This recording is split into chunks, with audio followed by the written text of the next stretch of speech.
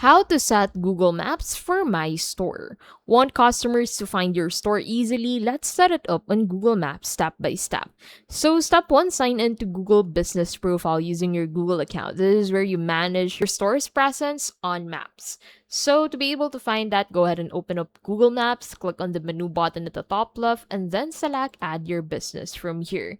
And then that will take you here. So, in here, you can set up your account, add your business, enter your store name, and select a category like grocery, cafe, or clothing shop. Enter your store's address. Drop a pin on the map to confirm the exact location so customers can navigate directly.